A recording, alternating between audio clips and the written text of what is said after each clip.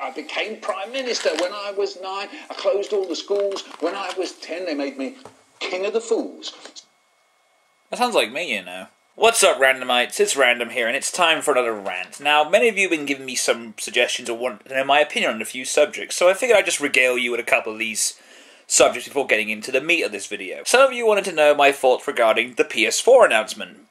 Didn't really watch it, so can't really say I care. I mean, Control looks nice and all, but where's the console? Some of you have been asking me, what do I think about Nostalgia Critic returning? MJ Knight was watching a few of the videos. I kind of looked at his shoulder. I mean, it does look as if he's trying, but I still don't think the sketches are very funny. Just saying. Theme song's alright, though. And some of you want to know what I think about Wreck-It Ralph losing the thing at the Oscars. I don't give a shit about the Oscars. I don't give a shit about the BAFTAs. I don't give a shit about any of the Brit Awards. These awards are fucking meaningless. Okay? You know, I don't need to watch a movie because it won an Academy Award. No, I watch a movie because I want to watch it. Fuck these awards, they mean shit to me. And I just want to say thank you all very much for your kind words about It Came From the Bargain Bin. We'll be starting out, don't know what the video is going to be. I'm probably going to buy the DVD on the day, so that's how it's going to be. I'm not planning this shit out. It's whatever I find on the day. Keep you posted. Now we're on the subject of today's rant. Say, do you remember Turtlegate? You know, the whole Ninja Turtles Michael Bay movie that was being announced that we all thought was dead? Oh, if only. Well, it turns out the movie is still on. Upon hearing this news, there was two reactions from yours truly. There was reaction number 1. What? This movie is still happening? Curse you, Michael Bay! You vile agent of Satan! And reaction number 2. Yeah, I don't think I'm going to be watching this now. The reason I say I'm not going to watch this because I've kind of learned my lesson from the Transformers movies. I mean, yes, I do admit they're okay, but the more I think about them, and I'm planning on rewatching them again soon, maybe for reaction review, my opinion of them is starting to sink a little bit. What was just average is now slipping to below average, and give it 5 or 6 years, that might just be, oh god, I hate these things, but we'll just see how it goes. But I'm just not ready for a Michael Bay produced, not directed mind you. That's something that people want to point out. Michael Bay is not directing this movie. That's fair enough, I will grant people that, but he is still involved with the project somehow. Need I remind everybody of everyone's favourite characters, Skids and Mudflap? In the original draft of the script, the whole gold teeth and the black talk was not in there. Bay added that himself. See, even he's affecting writing staff as well, so we have nothing to fear but Bay itself, you know? No matter how much he porns it, shall we say. But what all three of you want to know is, what do I think about this announcement of everyone's favourite punching bag, Megan One-Size-Fits-All Fox, playing April O'Neil? I like to repeat that just so it sinks in with all three of you a lot better. Megan Fox is playing April O'Neil in the Ninja Turtles movie. In fact, I'm going to just pause for a moment just so it completely sinks in for you folks.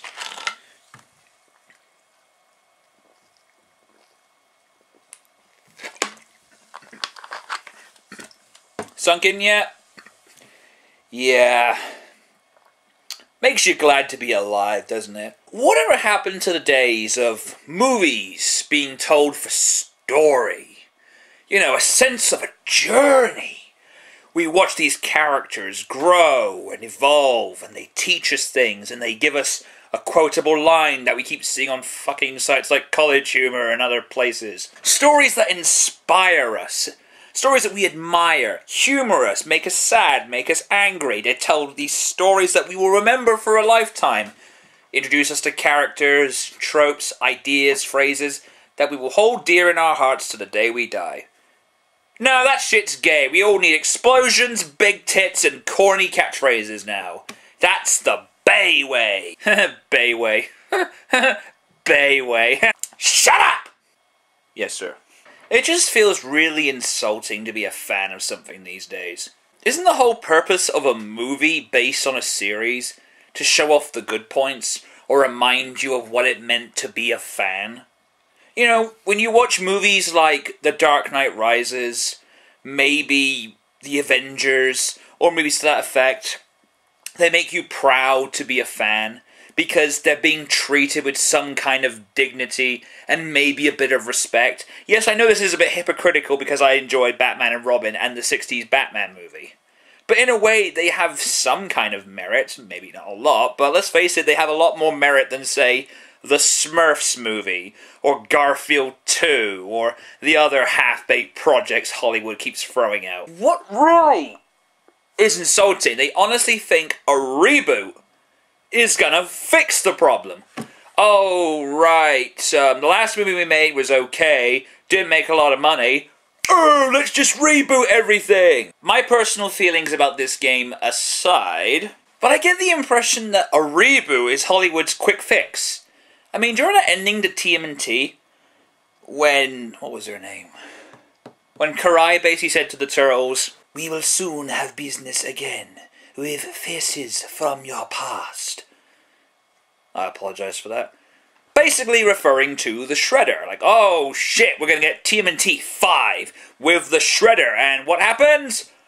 We need to reboot. Of course, yes, why be progressive and continue a story when it's so much easier to make more money by retelling the same fucking story we've seen a million times? Then again, we are talking about a country where money is all they care about these days.